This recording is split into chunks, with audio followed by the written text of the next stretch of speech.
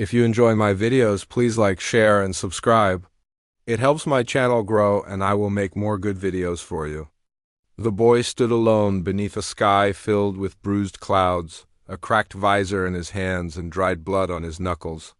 Around him, the wreckage of Earth's last starship lay scattered like bones across the tundra. Smoke curled from its shattered hull. Sparks spat angrily from exposed wires. The silence was too loud, too final.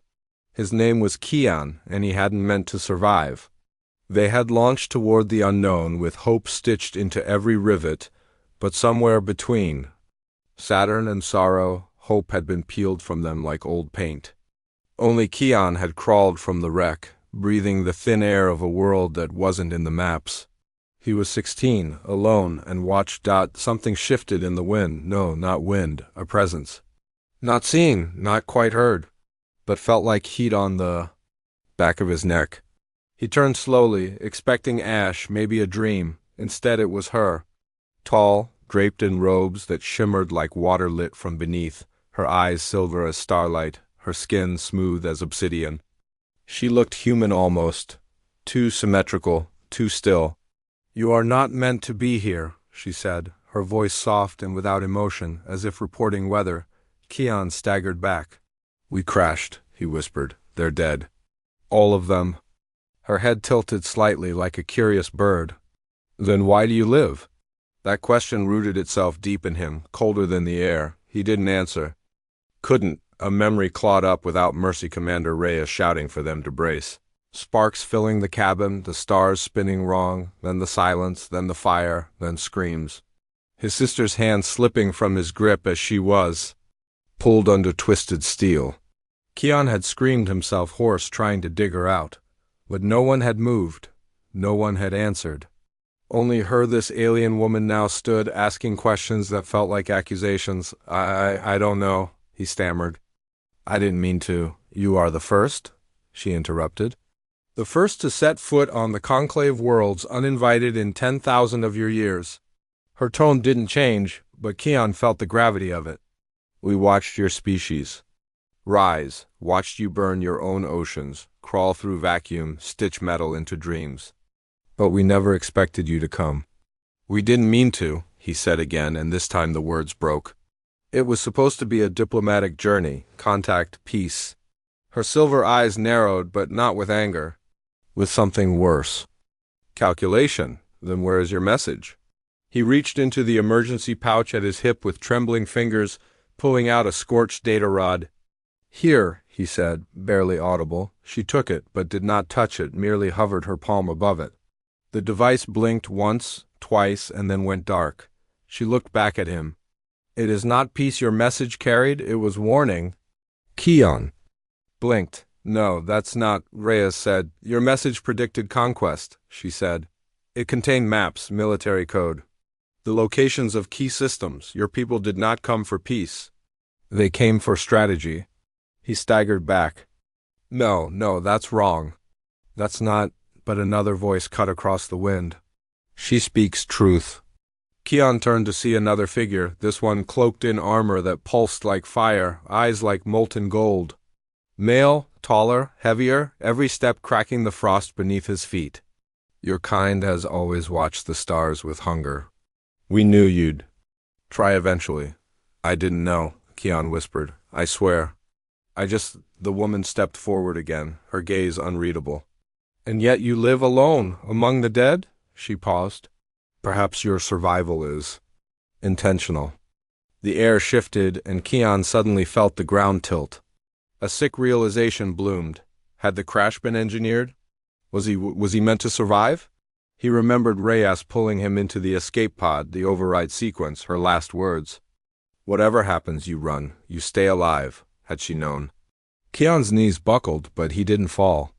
The robed woman reached out and steadied him, not with her hand, but with something invisible. Force, control, power. "Your presence here cannot go unanswered," she said, "but it may yet be useful." He looked up, eyes wet. "What do you want from me?" Her expression didn't change, but her voice dropped to something colder. "Your memory, your truth. What your people are. What they intend." Then quietly, and what you will do if we let you leave. He shook his head. I don't know what I'd do. You will, the armored one said. Soon. Suddenly the sky cracked, not thunder. Not aircraft, something else. Something. Vast, a circular ripple of blue light tore across the clouds, and Keon instinctively ducked. Above, an enormous shape drifted into view, blocking the stars. A ship? No many ships. Thousands, but they weren't Earth's. They weren't even machines. They looked alive, glistening, organic, hungry. Keon turned to the woman in horror. What is that? She answered without emotion. The assembly, your arrival awakened the protocol. You were the warning. They are the answer. But I didn't mean to start anything. Intent is irrelevant, she said. Presence is consequence. A tone hummed from the device at her side. She touched it once and turned her gaze back to the sky. Then quietly, you must choose. Keon of Earth, speak for your kind, or die as their first casualty. And as the ships descended like a rain of stars, Keon realized too late that he wasn't the first envoy, he was the first trigger. Keon didn't sleep that night, not that sleep felt possible under a sky boiling with alien warships. The assembly hung motionless above the horizon, massive and silent, their shapes constantly shifting like deep-sea creatures glimpsed through glass. Below, Keon sat inside a containment chamber carved into crystal by a species he didn't understand, surrounded by glowing walls that pulsed in time with his heartbeat.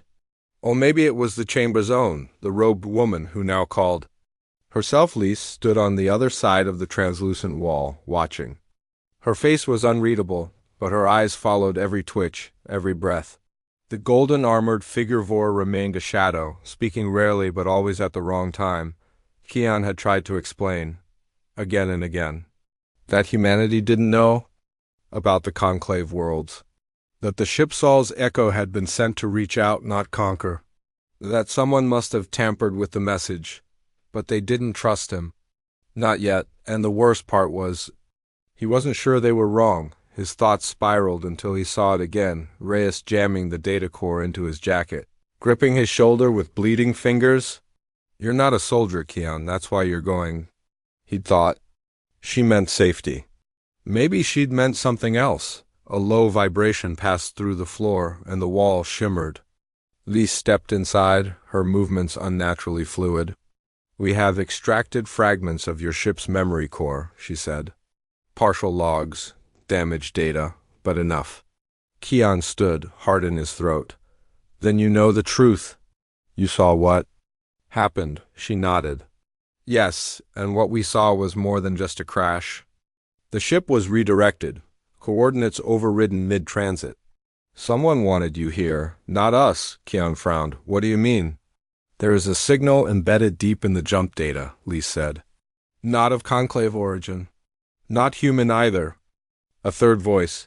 Keon felt the bottom drop out of his stomach. Third? Another species? Ver's voice rumbled from behind. Not quite. Keon turned to see him step forward, removing part of his helm. His skin underneath was patterned with light tiny runes moving like ink in water. There is a pattern in your memory, Vor said. You've been touched by something. Not externally, internally, you are infected. Keon stepped back. No, that's not, I don't feel you wouldn't, Lise said. Not yet. They both stared at him, as if waiting for him to break open. Keon gripped the wall, breathing faster. You think I'm some kind of spy? That I'm carrying a signal? You are carrying a voice, Lise said. It's buried. But it speaks. Suddenly, the walls pulsed brighter. A sound not heard, but felt reverberated through the air. Keon clutched his head. His eyes went wide. He saw stars burning, collapsing. He saw a machine buried in ice. He saw an eye opening in the dark. Then he was on the floor, gasping. What? Was that? Lise knelt beside him. The voice. You're tuned to it. But what is it? Memory older than stars, Vor said. A weapon, a mind. It sleeps in the dark places between galaxies. It chooses messengers. I didn't choose anything, Keon said. But it chose you, Lise replied. That's why you lived. That's why Reyes sent you? Keon tried to rise but stumbled again. No, I'm just a mechanic. I was never even supposed to be on that mission. Lise hesitated, then she placed a thin, glowing shard into his hand. It shimmered and images flashed, Reyes holding him as a child, his mother warning him never to trust command, his father whispering that some wars never end, they just go dark. One image held too long Reyes, long before launch, arguing with someone off-screen. The boy's not just a survivor, she said. He's insurance. Keon's hands trembled. She knew. She tried to hide you from them, Lise said softly. But the voice found you anyway. The door hissed open again, and this time a conclave technician rushed in, speaking in panicked clicks and pulses. Lise listened, then turned to Keon. Hey. New ship has arrived, she said. Not ours, not yours. A third signal, just like the one in you. Keon stood shakily. Where? She met his gaze. Descending into the wastes, less than 6 clicks from here. You will go to it. Why me? Because it called you, Vor said. Because you are already connected. Keon didn't want to move. Didn't want to know. But the image of that descending ship burned into his mind. Something wanted him there. And deep inside, a whisper echoed again, cold, ancient. Comdot, we remember you. He stepped out into the cold, and as the stars above dimmed slightly, as if in warning, Lise turned to Vor and said in a voice barely above breath, If he makes contact, the assembly will not be able to contain what comes next. Vor nodded grimly. That's why we follow.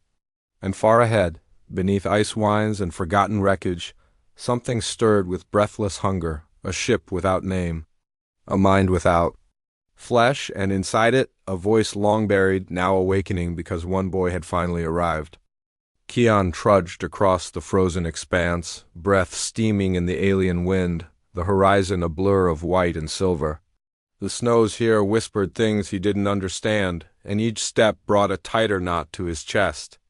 Lise and Vor followed silently behind, their presence heavy but distant, like guardians marching to an execution they couldn't prevent.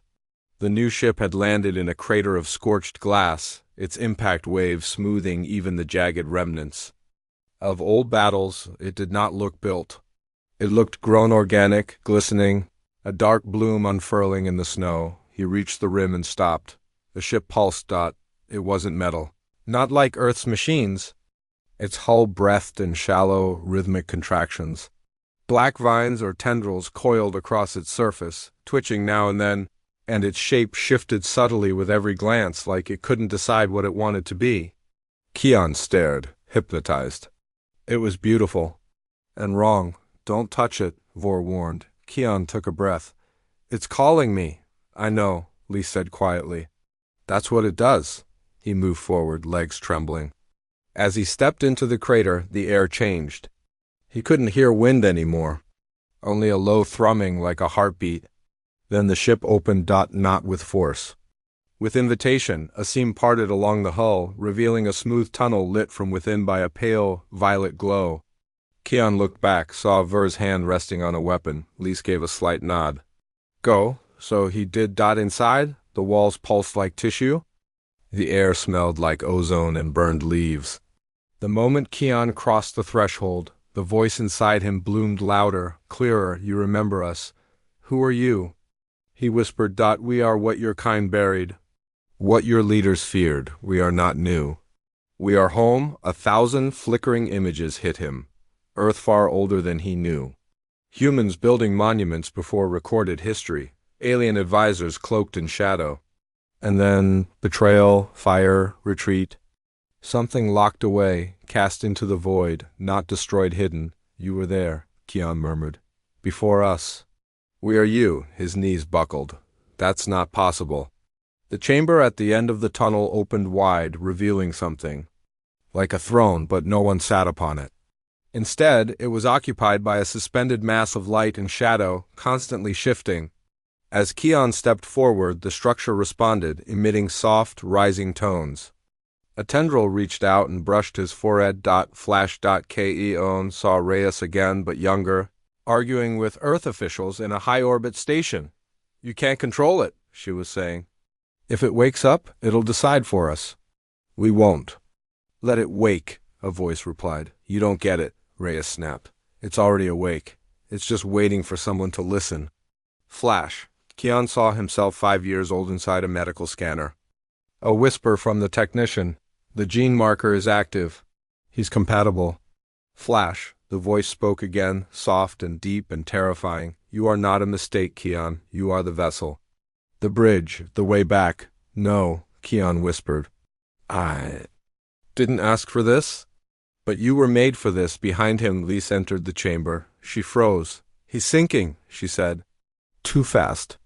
Vor stormed in, weapon drawn. We pull him out now, but the ship reacted, walls tightening, light rising like a warning flare. The entrance sealed behind them. Vor shouted, raising his weapon. Don't, Lise snapped. You'll kill us all. Keon turned slowly. His eyes now glowed faintly with the ship's light. I know what it is now, he said. His voice was layered, not just his own. It's not a machine. It's a seed. A mind waiting to rejoin itself, and Earth was part of it. We forgot, or maybe we were made to forget. The Conclave won't allow this, Vor growled. They never had a choice, Keon said. We triggered something ancient. This ship, this thing, it's one of many, buried across the stars. Each waiting for someone like me to reach it, Lise stepped forward, eyes wide. What will it do? Keon looked at the swirling core above the throne. It's asking me a question. Vor raised his weapon again. Don't answer. I have to, Keon whispered. Will you let us return? The voice asked .ko and hesitated, then yes. The room exploded with light. The ship screamed not with pain, but release. Tendrils shot outward, piercing the walls. A shockwave pulsed through the crater, and outside, Vor and Lise were thrown backward as the ground cracked open. A signal, ancient and powerful, surged into the sky like a flare across the frozen continent. Other buried shapes began to shift beneath the ice. Keon stood still, eyes white with light, arms outstretched, voice echoing two tones at once. They remember. Far above, in orbit, the assembly ships reacted, instantly reconfiguring, weapons unfolding like wings of judgment. Inside their chambers, the Conclave leaders stared in horror. It's awake, one whispered. He woke it. And as war protocols flared across the stars, a voice no one had heard in 10 millennia whispered from 1,000 machines at once, We are coming back. The sky cracked open. The ice cracked beneath Keon's feet as he stumbled from the ship, steam rising from his skin. His eyes still glowed faintly, and the voices inside his mind hadn't quieted.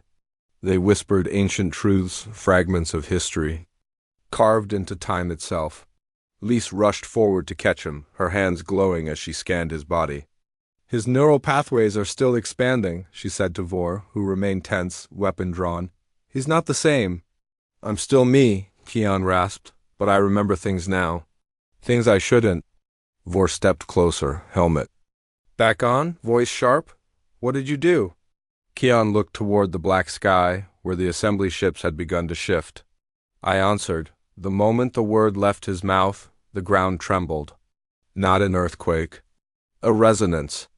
Across the frozen plains, distant hills burst open, sending avalanches down slopes that hadn't moved in centuries. Beneath the snow, more of the organic ships were rising, some small, some as large as cities. From orbit, the surface of the planet now looked like a blooming infection. Lys whispered. They were never gone. They were waiting. Keon turned to her. We didn't evolve on Earth, not naturally. The species that made these ships, they made us too, pieces of themselves, scattered across the stars. Vor's jaw tightened. Why? To what end? To return, Keon said. To awaken what was lost.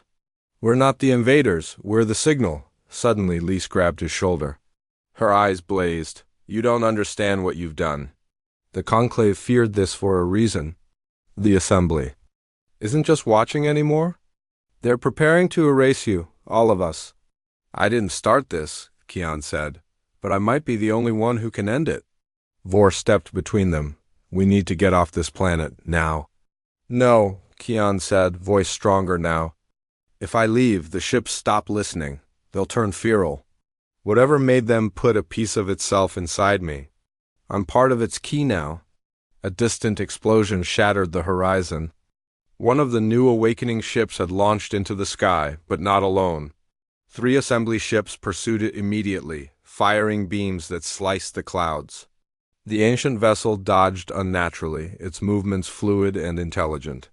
But it wasn't fast enough. The assembly struck. The ship fell in flames. Keon flinched. He felt it die. Inside his mind, "They're killing them," he whispered. "It's not war yet, it's slaughter." "We warned you," Lee said, voice hard. "The assembly acts without hesitation. They fear what sleeps in the dark more than death itself." Keon clenched his fists. "Then I have to speak to them." "You're a child," Vor snapped. "They won't listen." "I'm the signal," Keon snapped back. "They don't have a choice." Lise hesitated, staring at him, then finally nodded once. "There's only one way. The Hall of Reckoning. Every conclave world has one, a place of absolute judgment. If you stand there, your voice will be heard. But if you're found unworthy ... I die," Keon finished. "No," Lise said. "You're unmade. Erased from memory, past, and future." Keon didn't blink. "Then take me there." They moved fast. Vor summoned a sleek conclave skimmer, its surface glimmering with cloaking plates. As they flew across the changing landscape, Keon felt more ships rising below. Not all were dormant. Some were waking angry. Some were calling him by name. At dusk, the Hall of Reckoning emerged, an impossible structure rising from obsidian cliffs, tall as a mountain and shaped like a burning spear plunged into the earth. Its entrance opened only once every 100 years, and only for those marked by something older than law. Keon approached. The gates parted. Inside, silence, a circular chamber of mirrors and light. No walls, only infinity. In the center, a platform. Waiting. Lys placed a hand on his shoulder. "We'll be just outside. If they accept your voice, we'll see it. And if they don't?" Keon asked. "We won't remember you in tried." Keon stepped forward. As he reached the center, the platform lifted. High above, in a space outside of space, a council of lights appeared, some shaped like beings, others like fire. Others like fractured glass held together by force of will. "State your identity." A voice boomed, not with sound, but inside his thoughts. "I'm Keon of Earth," he said. "I speak for humanity. I speak for what was lost." "You are a vessel of the forbidden signal." "I didn't choose it," Keon said. "But I carry it. I know what it is now. And I know what happens if we ignore it." "You threaten balance. I threaten silence," he said. "The kind that kills. You erased history. But we're part of it. You can't bury us again." There was a pause. "Then do you carry the echo of the first?" Keon closed his eyes, and from his mouth came words not his own, in ancient language, one he had never learned, spilling like a song from somewhere beneath bone. The lights recoiled. One said, "It remembers." Another, "The seed is speaking again." Keon fell to his knees. Gasping, the lights dimmed, then surged forward. Then let him remember everything. The chamber vanished. And Keon was somewhere else, on a burning planet. In a ruined city, standing face to face with something wearing a human's face, but not human at all. And it smiled. "We've waited a long time, brother." Then it reached out, and Keon screamed outside the hall. Lys and Vor stared in horror as the sky above the structure cracked open, the stars warping around a shape that had no name, and from the mouth of the hall, a single word echoed outward in all directions: "He remembers." Keon lay sprawled on obsidian stone, gasping for air that tasted like memory and fire. The visions hadn't stopped when the hall collapsed around him. They bled into waking thought, wrapping around his mind like roots through soil. He remembered dying. He remembered living twice.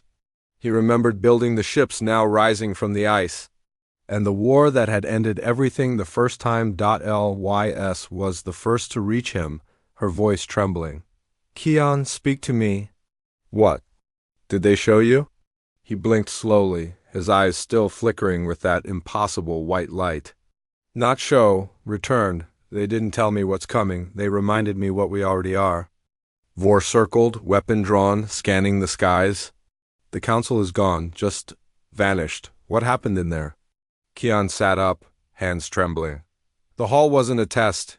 It was a relay point. It connected me to them, all of them. The architects. The first ones, the ones who left the stars behind to become something more. Lee stepped back, eyes wide. You spoke to the origin minds? He nodded, and one of them is coming. It left a piece of itself in me. Before they could question. Further, the ground heaved again, no tremor, no explosion. It was gravitic, like something massive had just entered the atmosphere. They looked up, a shape eclipsed the sky. It was not a ship. It was a thought made solid. A memory stretched across light, coalescing into something that looked like metal, but pulsed like flesh. It bore no engines, no weapons, no insignia.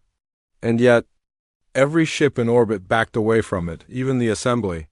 Even the hidden conclave dreadnoughts. Kian whispered, "It's a herald. A herald of what?" Vor asked, voice low. Kian looked at him, his face pale.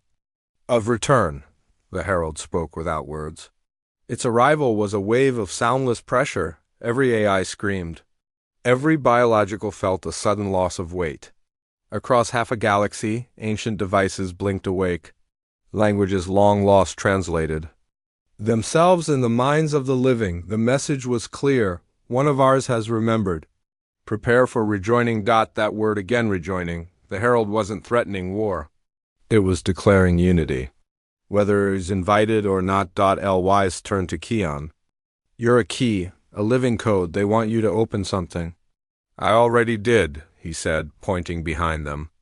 The hall of reckoning had split wide open, and beneath it a stairway led down into the dark.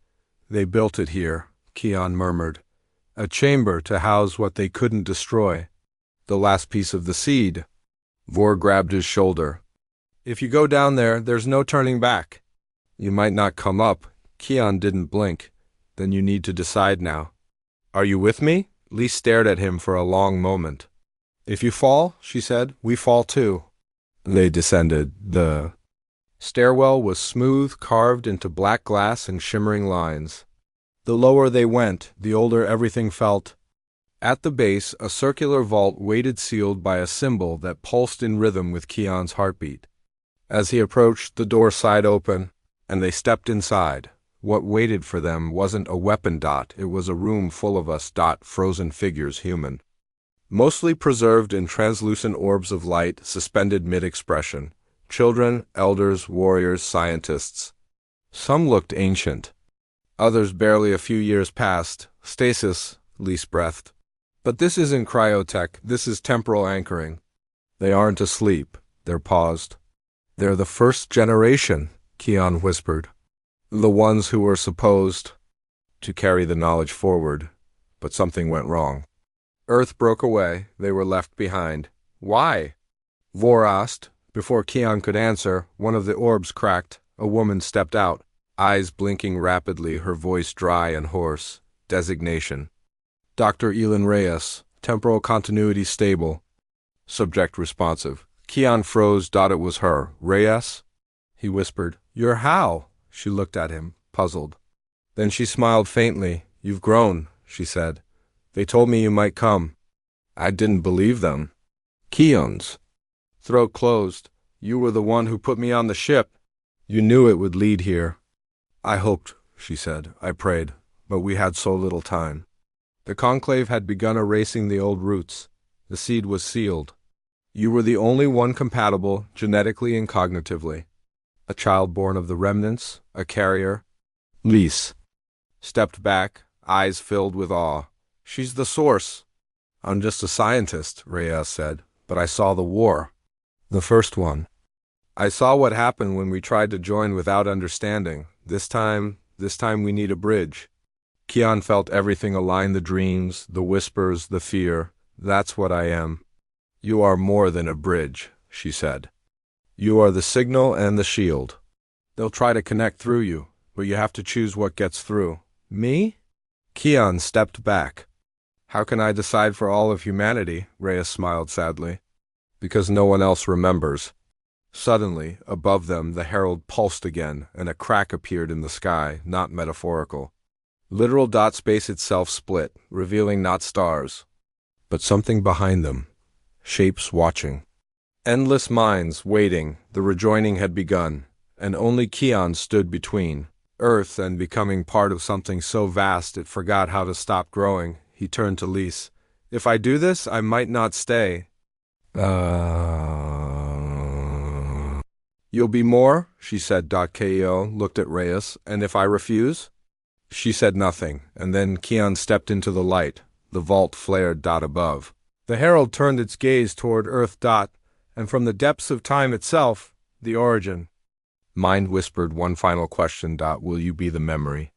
Or the maker? Keon opened his mouth to answer, and the sky went dark. The chamber was silent, not the quiet of peace, but the kind that follows catastrophe.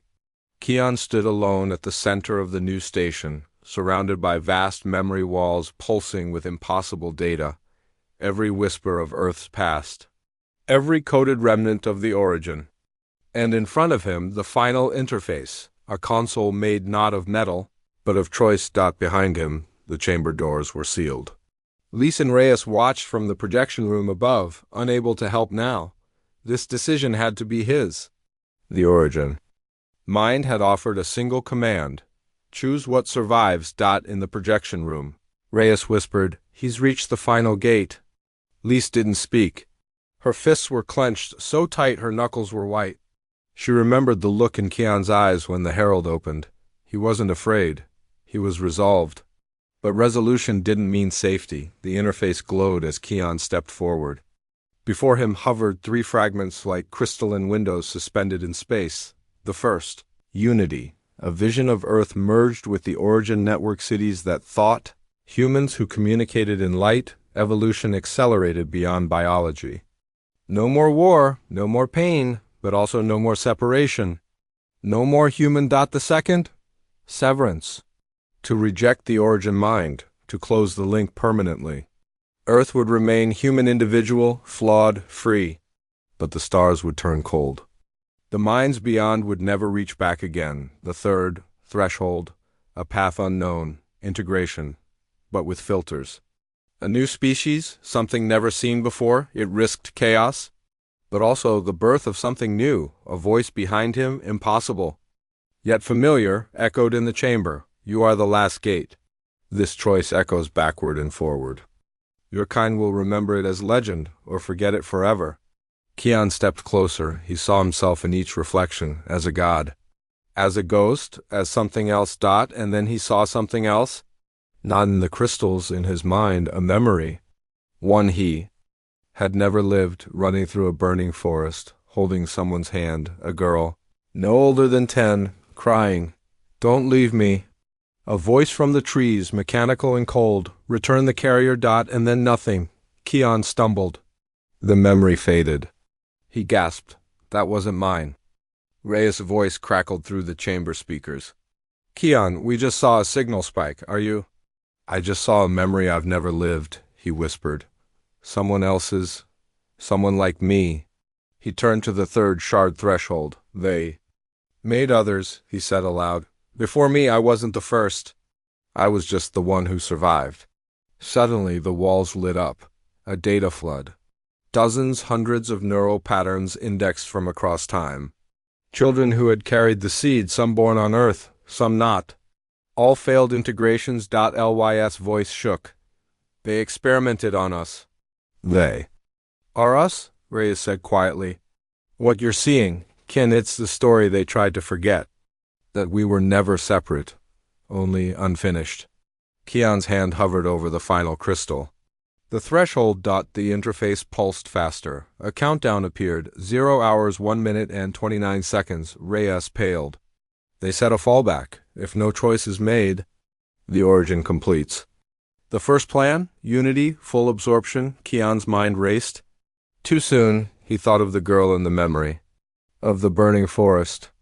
Of all the voices in his head, waiting for him to say who they were allowed to become, he turned toward the threshold, but just before his fingers reached it, a voice called out, You don't know what you're doing. He froze from the shadows. Of the chamber, someone stepped out, human, fully, wearing a conclave exosuit but older, damaged, scorched. The man's face was lined with time, and his eyes burned like dying stars. "I stopped this once," the man said. 10,000 years ago, I locked the seed and erased the root. And I'd do it again. Keon whispered, "You're the one." From the echo, "No, I'm the original, the first carrier. I survived the first rejoining." "And I ran," Rhea's voice cracked. "This isn't possible." "I hid myself," the man said, "in the folds of unspace, between pulses, waiting, hoping no one would reopen the path." Keon took a step back. "Why stop it?" "Because they don't want unity," the man said. "They want access. Our individuality is the one thing they can't replicate.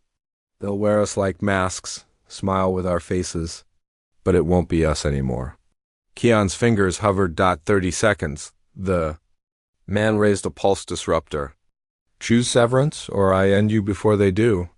Keon looked at the threshold. Then at the man.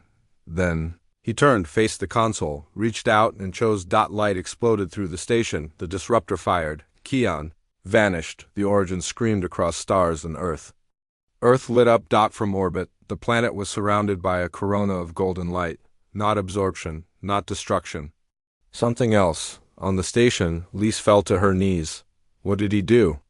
Rhea stepped forward, eyes wide with wonder. "He didn't pick a path." She pointed to the console, where the 3 crystals had fused and split again. "He created a 4th. All across the galaxy." The Origin network paused. Then recalculated. The heralds retreated. The skies cleared. Earth remained, but changed. Forever. Linked. But only through KEO and in the depths of the new station, he floated between dimensions, alive. And conscious, no longer just human, he was now the firewall, the translator, the memory and the maker, and in every child born afterward, a fragment of his light burned quietly behind the eyes, because that was the day we met the stars and sighed, "Not yet." The darkness wasn't absence, it was arrival. A silence so deep it crushed thought. Above Earth, the stars blinked out one by one, not from failing light, but from something vast sliding between them, something alive, something ancient. The herald had not come alone. Keon floated inside the vault's pulsing chamber, suspended in pale energy. His body radiated light, his skin marked with glowing glyphs that rearranged themselves with every heartbeat. Inside him, the voices were no longer whispers. They were a choir million strong, speaking in harmony, in conflict, in pain, and in hunger. They weren't asking for a connection anymore. They were initiating it. Lys and Rhea stood just outside the containment field, monitoring the energy flux as it surged higher than anything recorded by the Conclave in its history. Reyes pressed her palm to the glass. "He's becoming the convergence point, a junction node between human consciousness and the Origin mind. This is what they always feared." "They?" Lise asked. "The Assembly, the Conclave, every species that once glimpsed the Origin and chose to forget. They made Keon impossible, then buried the proof." Above them, Ver's voice cut in from the skimmer comes. "Something just exited fold space, no signature match. It's not a ship, it's an architecture." "What does that mean?" Lise asked. "It's building itself in orbit," Vor said. "It's creating a station out of memory and light. I've never seen anything like it." The vault trembled. Keon opened his eyes. "I can see everything," he whispered. "The first time they came to Earth, they didn't come to teach us. They came to plant themselves. Each of us carries part of them, in our language, in our DNA, in our stories." Lise leaned in. "What do they want now?" Keon's voice came layered again, his, and something else, deeper, older, vaster. "Completion. They never finished the seeding cycle. We were meant to reconnect once we reached sentience, but Earth broke away. Someone stopped it." Reyes closed her eyes. "The Conclave." "No," Keon said. "Something older, a human, one of us. They stopped the rejoining 10,000 years ago. They split us from the whole. And now they're waking too." Ver's voice returned. Panicked. "Keon, one of the star stations just blinked offline, all systems dead." Something's hijacking comes? It's weights, it's using your voice. Keon's pulse raced. They're copying me. I'm the template. If I don't regulate the link, they'll overwrite everything. Reyes said, then you have to close the door before it spreads. No. Keon said, I have to walk through it. The containment field collapsed. Reyes shouted, but Lise caught her. Keon stepped forward, barefoot on the obsidian floor, glowing brighter with each step. The glyphs on his body spun faster, rearranging into a spiral. Then the vault changed, its walls faded. The floor melted, and the three of them were suddenly standing in an infinite white space of mental projection, but more than simulation. A shared MINDSCIP. There across the empty plain stood a man. His face was familiar. Too familiar. Keon, the man said. Keon. Froze. I know you. I'm the echo you buried, the man said. The part of you that was once them. I'm the lock you must open. And the cost. Reyes stepped forward. You're the one who stopped the rejoining last time. The echo nodded. I wore your face, Keon. I wore every face. We thought we were saving Earth from something too big to understand, but we were wrong. Lise looked between them. Then why return now? Because forgetting didn't work. The echo said, the hunger grew, the origin waited. And now they're not asking. Keon's fists clenched. So what am I supposed to do? Let them take us? No, the echo said. Guide them.